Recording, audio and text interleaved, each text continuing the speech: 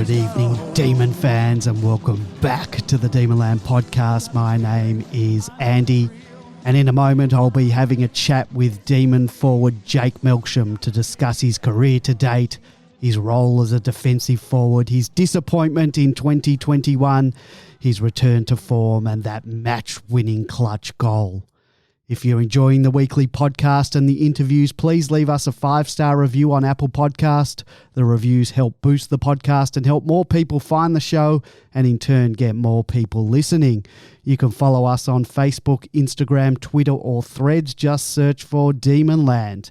In addition to the podcast being available on Apple, Google, Spotify, SoundCloud, or through your preferred podcasting app, the Demonland podcast is also available to be watched and listened to on YouTube. Just search for Demonland Podcast to find our channel, and would appreciate it if you could like our videos and subscribe to the channel. If you love talking about the Demons, you can head on over to demonland.com to chat with other D's fans from across Australia and around the world. The Demonland podcast will return live on Monday night at 8:30 p.m, so join us then at demonland.com. But first, Jake Melksham. Our guest tonight was drafted at pick number 10 by the 𝗟𝗶𝘀𝘁𝗄 Football Club in the 2009 National Draft. He made his AFL debut for the Bombers in 2010 and was awarded with an AFL Rising Star nomination. After 6 seasons and 114 games at Windy Hill, he was traded to the Melbourne Football Club during the 2015 trade period. He made his debut for the Demons in round 1 in 2017 and has since played 106 games and kicked 121 goals for the D's. For a career total of 220 games and 178 goals. Most recently, he was the hero of the MCG when he slotted through the match-winning clutch goal against the Lions. Welcome to the Demonland podcast, Jake Melksham. Hi there, thanks for having me. Jake, your draft class saw a couple of AFL stars drafted, Dustin Martin, Nat Fyfe and Ben Cunnington, to name a few. D's fans may remember that draft year as the year we picked Tom Scully and Jack Trengove at picks 1 and 2, but it's also the year we picked up a tall, skinny, pizza-eating, dart-smoking ruckman in Max Gawn. You came from the Calder Cannons and Max was from the Sandy Dragons. Do you have any memories of Max from those TAC Cup days? Yeah, I do. We played our under-18s Big Metro Carnival together, but I actually think Max was injured at that time. I think that was when he was going through one of his knee recos. So he was at training. I remember seeing him and thinking, wow, he's a big, awkward-looking young kid, and I'd never seen him play, so I wasn't sure what he was capable of. But it is quite interesting how he has, turned into a young, tall, skinny, awkward young man, and into arguably one of the best ruckmen that the game's ever seen. He certainly is. Jake, you played juniors and under-18s as a midfielder. You started your career at the Bombers in that role. You've also played off the halfback and been used as a tagger. And once you crossed over to the Demons, you eventually found a home in the forward line as a defensive forward. How did that time as a tagger and as a defender help you prepare for the role of defensive forward? It didn't help me prepare for it at all, to be honest. It's not really a defensive forward role that I play every week. It's just an every now and then type of thing. But essentially, I just go to that best defender and play as a forward on him. So I'll try and become as dangerous as possible. So still referencing him all the time as to where he is, because most of the time they're the intercept defender that will just follow the ball.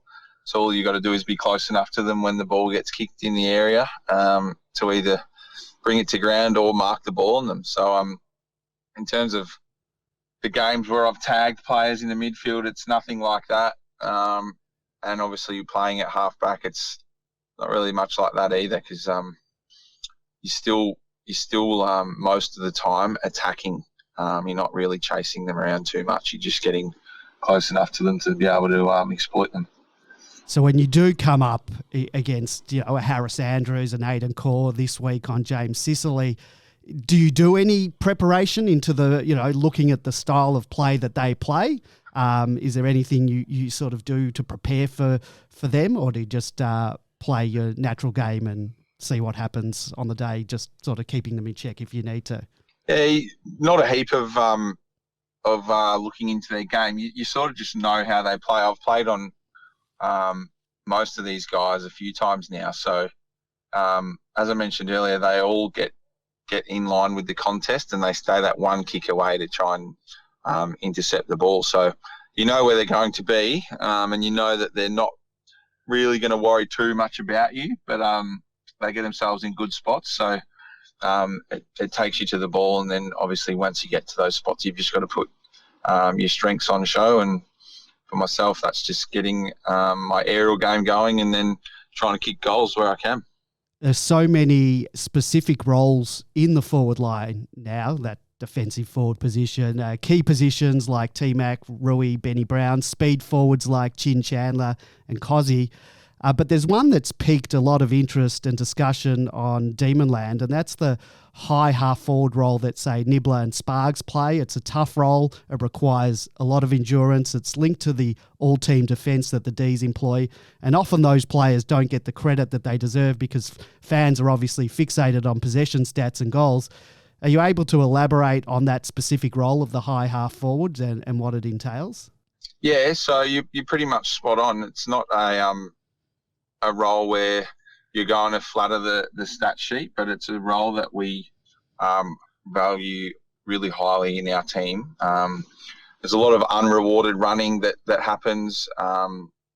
You'll see Nibbler, all the speed forwards, but the one that sticks out is Nibbler, how he runs defensively both ways. When the ball's leaving the forward line, he's chasing out of there, and when the ball's entering into D50, he's helping out with defence to try and get back and get some numbers down there. So, and then obviously when the ball's going our way, he's trying to exploit his defender with his running power and his speed. So, he still has his games where he gets 15, 20 touches and 2 or 3 goals, which is fantastic. But then there's other weeks where it might not flatter the stat sheet, but if you look at all the tape during the week, he's doing exactly what we ask of him. So, as I said, it's a role that we value very highly at the club.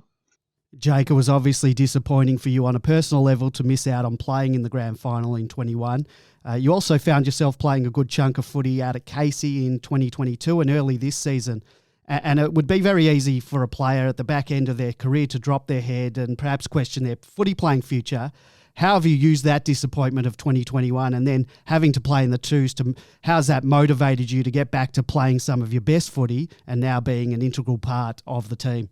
Yeah, obviously it's not a place, no disrespect, that as an AFL player, having played for 14 years now, it's not a place that you want to frequent. But I understand there's been times where I've been there through lack of opportunity or through not fitting into the forward line dynamic, or even at times when you haven't been playing great, that you can spend extended periods of time down there. But I'm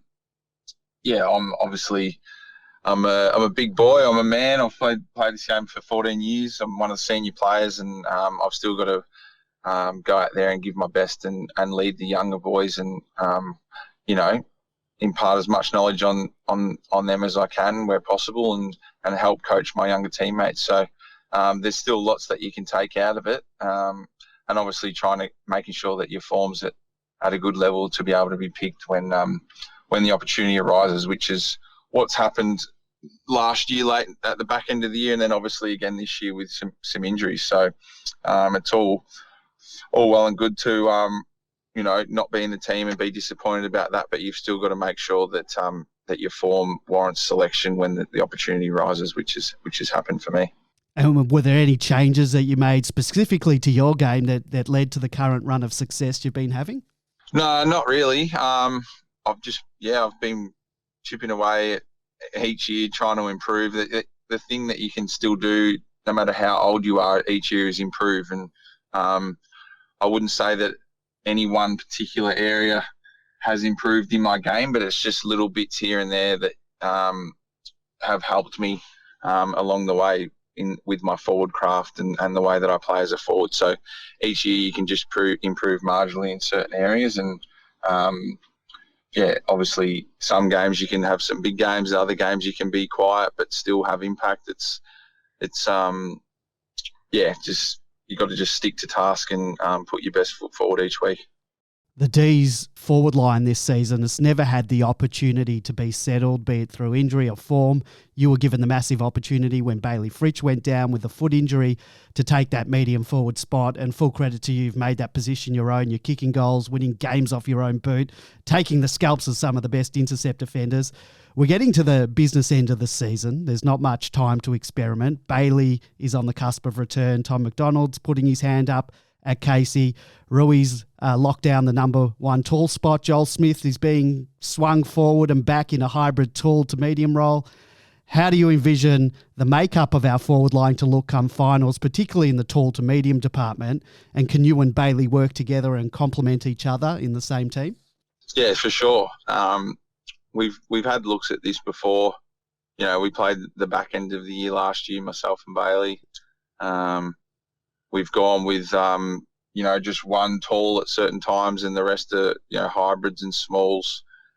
We've done that in the preseason and that's looked really good. So, I would imagine Bailey comes into the team when he's fit, whether that's this week or the first final. I'm not too sure yet. I think he's got some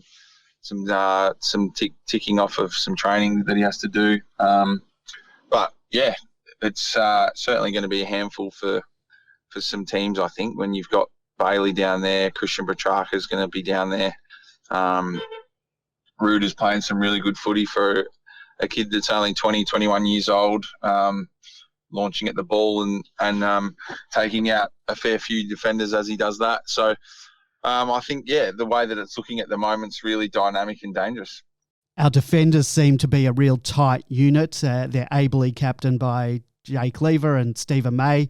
Their cohesion has been helped this season by the back 6 and 7 being pretty much settled for the majority of the year. And as mentioned, our forward line has been decimated with injuries to T-Mac, Benny Brown, Fritter, and more recently Petty. We just haven't been able to get much continuity in terms of personnel rolling through that line. In terms of leadership down forward, have you taken the mantle, being the most senior player down there? And are the forwards as tight-a-knit group as the defenders appear to be? I would say we're a fairly tight-knit group. I think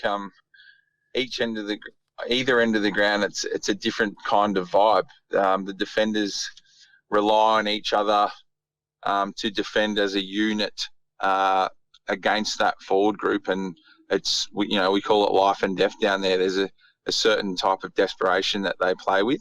I'm not saying that we don't play with that type of desperation as a forward group, but when the ball's down there, it's a little bit more creative. It's a little bit more, putting your strengths on show. It's a bit more flair. And the defenders are, they're really defending as a tight-knit group. And we also do that as a forward group when the ball's down there. We're trying to defend and lock the ball in there as much as possible. So I would say, yes, we're a very tight-knit group led by our coach, Greg Stafford. And to answer your other question about the leadership role, it's sort of just, naturally I'm one of the older players, most experienced in our club. And you would think that someone like myself would be, putting all of their leadership skills and roles on show each week to try and help the group, and particularly help some of the younger guys like Jacob Van Rooyen and Joel Smith's pretty new to the role.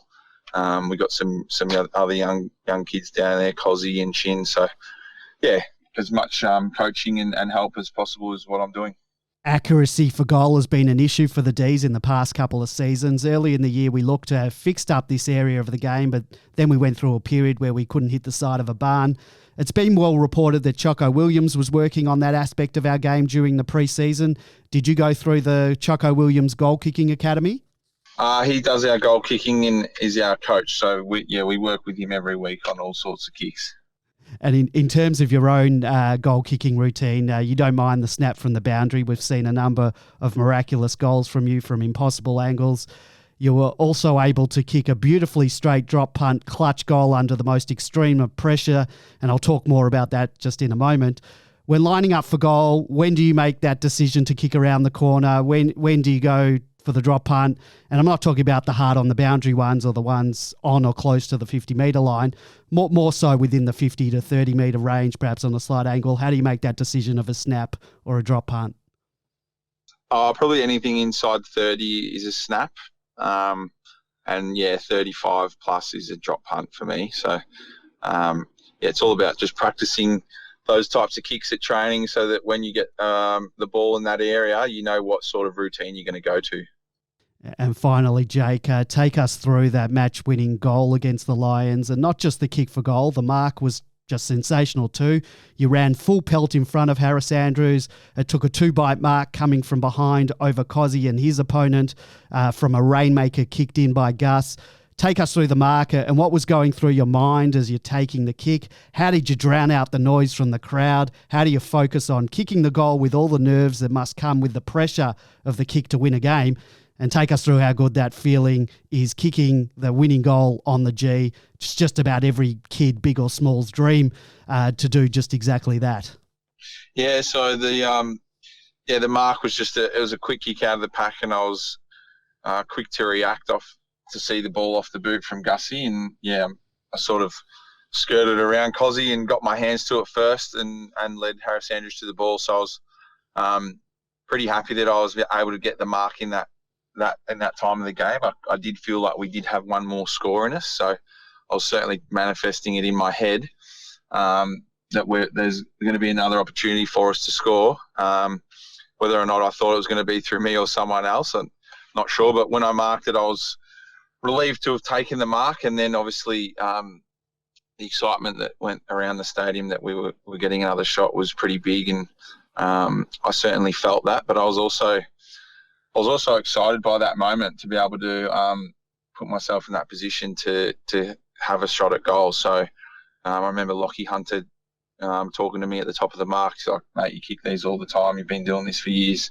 Just go back and slot it." And I sort of gave him a nod, and that was a little booster to my confidence when I was at the top of my mark. And I just tried to not kick the ball too hard. I probably nursed it a touch, but just swung my leg through naturally, and went through my routine that I've been working on for all these years. And obviously when it went through, I celebrated pretty hard. I think I ran to the centre wing at full speed, and it was a really exciting night, and I was very happy that the siren blew when it did, because the Lions were coming. So a great night was had, and it took a few days to sort of come down off the high after that Friday night win.